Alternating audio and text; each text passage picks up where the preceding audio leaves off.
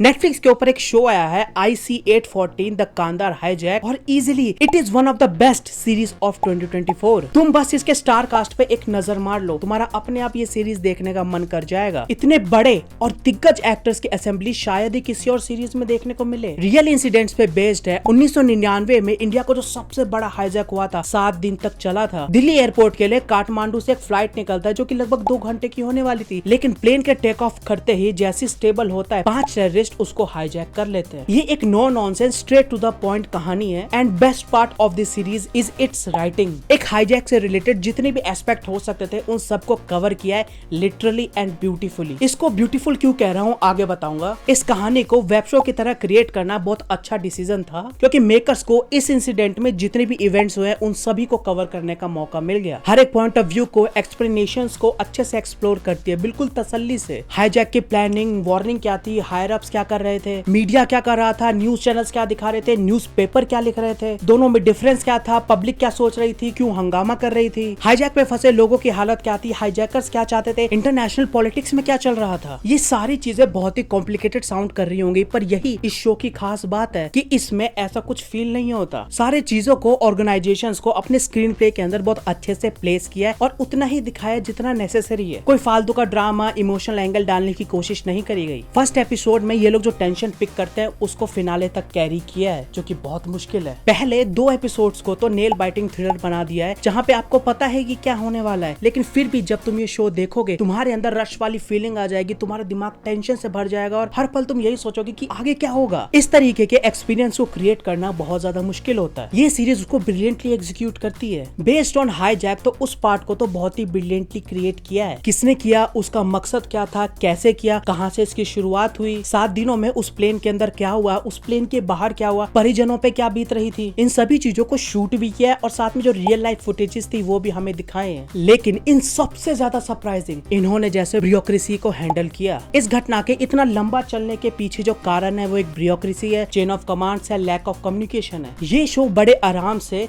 ये फेलियर क्यों था, कौन सी प्रॉब्लम्स आई, क्यों कोई भी रिस्पॉन्सिबिलिटी लेना नहीं चाहता था, बड़े एक्टर्स का यूज करके बहुत अच्छा ड्रामा दिखाया है, जहाँ पे लोग मदद तो करना चाहते हैं पर साथ ही ये भी चाहते हैं कि अगर उनसे कोई गड़बड़ हो जाए तो उसकी रिस्पॉन्सिबिलिटी किसी और पे आए, उन पे नहीं। एक से बढ़कर एक एक्टर है ना, विजय वर्मा सर है, Kapoor sir, Pahwa sir, Naseeruddin Shah, acting performance सबकी शानदार। इन्हीं के साथ जो सपोर्टिंग एक्टर्स थे, न्यूज वाले हो गए, हाईजैक में फंसे हुए पैसेंजर्स हो गए, उनके फैमिली मेंबर्स हो गए, कोई भी इल्यूजन ब्रेक होने नहीं देता। डायलॉग्स, एडिटिंग, बैकग्राउंड स्कोर सब अव्वल दर्जे का। पूरी सीरीज में एक भी ऐसा पॉइंट नहीं आया जहाँ ऐसा लगा कि अरे वो चूक गए। शो के अंदर सीन है जहाँ पे पावर सर अफगान के एक बहुत बड़े ऑफिसर से कोई बात करने जाते हैं। उस ऑफिसर को इनकी बात पसंद नहीं आती। वहाँ टेंशन 0 से 100 पहुँचने में टाइम नहीं लगता। उसको एडिटिंग और बैकग्राउंड म्यूजिक की मदद से इतनी ब्रिलियंटली दिखाया है कि उसको बयां करना बहुत मुश्किल है। कह रहा हूँ ना, स्टोरी टेलिंग हर एपिसोड की शानदार है। याद है स्टार्टिंग में मैंने कहा था कि हाईजैक के हर एक एक्सपेक्ट को बहुत ही ब्यूटीफुली दिखाया है। ब्यूटीफुली कहा बिकॉज ऑफ इट्स सिनेमेटोग्राफी। मुझे नहीं लगता कि एक एल पेन की इससे अच्छी पेशकश मैंने कहीं और देखी है।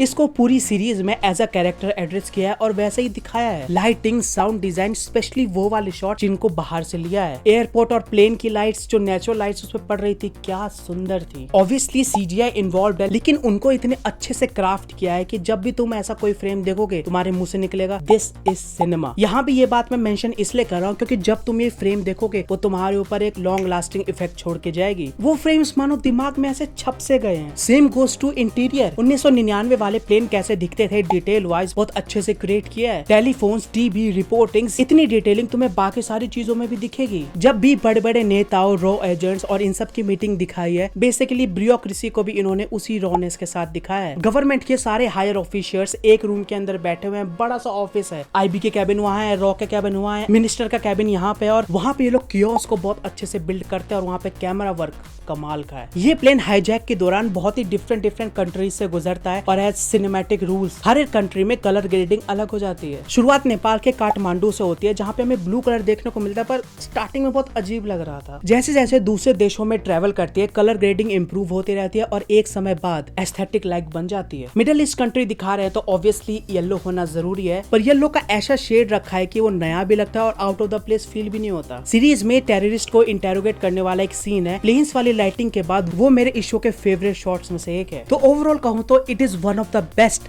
Series of 2024। जब मैंने सीरीज को देखा तो कब ये शुरू हुई कब खत्म पता ही नहीं चला। वो जो बिंज वॉच वाली टर्म है ना, इसके ऊपर परफेक्ट बैठती है। इस सीरीज के अलावा अगर तुम्हें ये वीडियो पसंद आई है तो इसको लाइक कर देना, अपने दोस्तों को शेयर, और अगर ये वीडियो बहुत ज्यादा पसंद आ गई तो सब्सक्राइब कर लेना।